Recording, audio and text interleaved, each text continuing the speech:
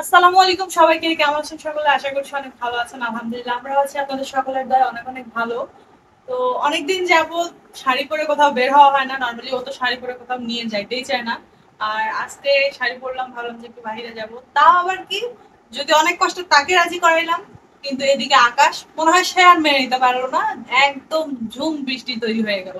মানে তার সঙ্গেও পাল্লা দিল আকাশ, তার সঙ্গে মানে বৃষ্টি নেমে আসলো। তো কিছুক্ষণ পরে দেখলাম বৃষ্টিটা আবার চলে গেল। মনে হয় আমার জন্য একটু হলেও মায়া হইলো যে না, এত কষ্ট করে যখন তাকে ম্যানেজ করাইছে, তাহলে থাক আমিও না হয় মানে বুঝে নিলা, মেনে নেই। বুঝে নিলা হ্যাঁ অবশ্যই, অবভিয়াসলি। তোমার কারণে। হ্যাঁ আমার জন্য ওর মনটা করছে। মানে তোমার মতো পাথরকে গলাইতে পারছে, সেখানে আকাশ তো আমি তো ভাবলাম যে আজকে মানে বেরো হবে না, বৃষ্টি আসলো ভালো হলো, থাক না বাসায় না। থাক। তো যাই হোক, এখনো পুরোপুরি রেডি নই। বাচ্চাদেরকে অলরেডি রেডি করাই দিছি, এখন শুধু ওটা কি জাস্ট করতেছে একটু। দেখছো ওখানে? তোর মনে হয় ইন ফিউচার ইঞ্জিনিয়ার হবে। ইঞ্জিনিয়ার, হ্যাঁ, মাশাআল্লাহ। ও হতে চায় ডক্টর, আর উনি হবে ইঞ্জিনিয়ার। রেডি? তুমি না না না রেডি হয়ে যাও। কি করো তুমি? লাইট। থাক ধরো না। যদিও এটা ব্যাড হ্যাবিট, অনেকেই বলবেন, আমি জানি যে বাচ্চাদেরকে কারেন্টের কাছে যেতে দেওয়া উচিত না, যেতে দেই না, বাট এই সময় ভিডিও করতেছি। ও বেচারা ওইটা নিয়ে চুপচাপ আছে, না হলে সাইরেনের মতো বাঁচতে থাকতো। এই জন্য কিছুক্ষণের জন্য দিছি, সঙ্গে নজরও ওদিকে আছে। যাই হোক, আমরা এখন সবাই মিলে একটু বের হব। যেহেতু সে রাজি হয়েছে, তাই একটু শাড়ি পরে আজকে সবাই মিলে একটু ঘোরাঘুরি করবো। তো কোথায় যাচ্ছি, কি করতেছি, সবকিছু দেখতে পাবেন, আমাদের সঙ্গে থাকুন। কি হলো, রেডি হইলা না আরো কতক্ষণ লাগবে? হ্যাঁ, কমপ্লিট। তো এতক্ষণে? ফাইনালি এই হলো আমার ফাইনাল লুক। আর এখন যাব আমরা সবাই মিলে বাইরে। এক হাতে চুড়ি আর এক হাতে ঘড়ি। চুড়ি আর ঘড়ি। যাই হোক, বলো আমার ফাইনাল লুকে কেমন লাগতেছে? মাশাআল্লাহ, দারুণ লাগতেছে। তো যাই হোক, আমি এখন কমপ্লিটলি রেডি। বাচ্চারাও তো অনেক আগে রেডি হয়ে গেছে। আর নর্মালি মেয়ে মানুষের একটু রেডি হতে সময় লাগে। তো আমার নর্মাল মেয়ে মানুষের থেকে আমার একটু কমই সময় লাগে। না না, তোমারও বেশি সময় লাগে। কেন, আমি মেকআপ করি। মেকআপ না করলেও ওই যে বাচ্চাদের রেডি করাতে এটা করাতে করাতে সময় লাগে।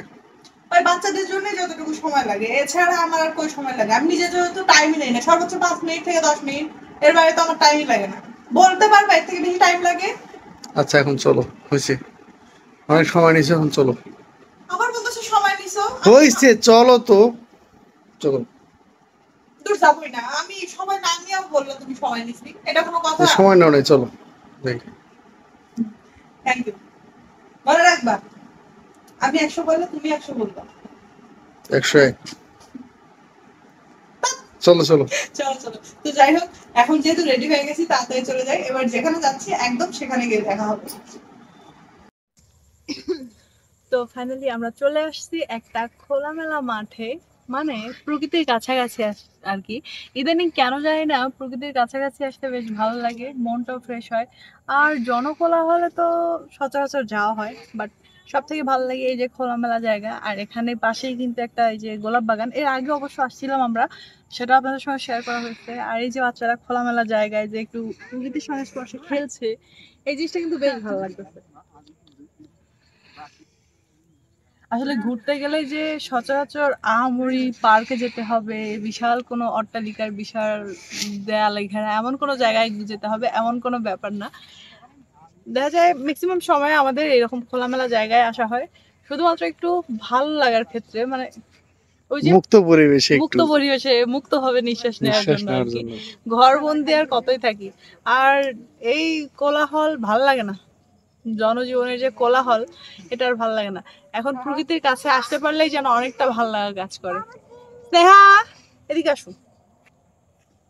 আলো, তোমার মেয়ে ঘাস খাচ্ছে দেখো। কি সাবা, এটা কোনো কথা? এদিকে আসো, এদিকে আসো, এদিকে আসো, ঘাস খাচ্ছে, সে আবার বলতেছে যে ঘাস এদিকে আসো। আসো আসো, দেখে যাও, দেখে যাও, আসো। আসো এদিকে আসো। বাইরে আসলে যে এত পরিমাণ দুষ্ট হয়ে যায়, কথাই শুনতে চায় না। এদিকে আসো। কি কি বললে? বললাম? এদিকে আসো। কি কি বললে? বললে? তোমাকে এদিকে আসতে বললাম, তোমাকে এদিকে আসতে বললাম, আসো। তোমার দিদি তো পাত্তাই পাওয়া যাচ্ছে না বাইরে এসে। বললাম যে এখানে আসো, হ্যাঁ, কাছে আসো। কি তো ঘোরাঘুরি করতেছো? ময়লা লাগছে পায়ে, ধুইতে হবে। কি তোমাদের ভালো লাগতেছে বাইরে এসে?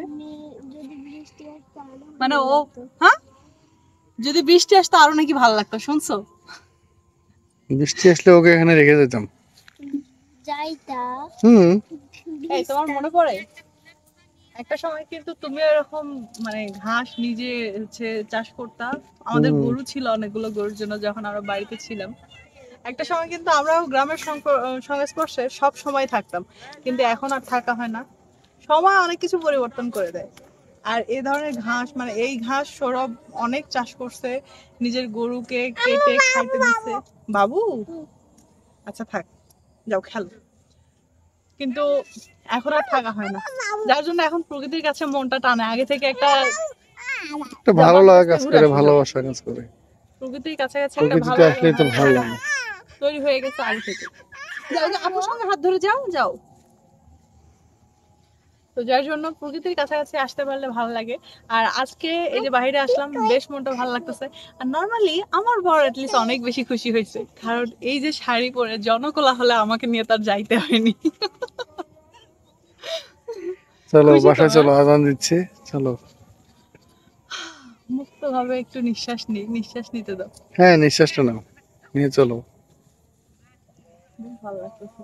যাই হোক, এটা বাসার কাছাকাছি ছিল, জায়গাটা খুব বেশি দূরে না। আর এখন মাগরিবের আজান দিচ্ছে, এখন চলে যাব। তো যাই হোক, আজকের ভিডিওটা এই পর্যন্তই শেষ করতেছি। সবাই ভালো থাকবেন, আজকের মতো বিদায় নিচ্ছি। দেখা হবে নেক্সট কোনো ভিডিওতে। আল্লাহ হাফেজ।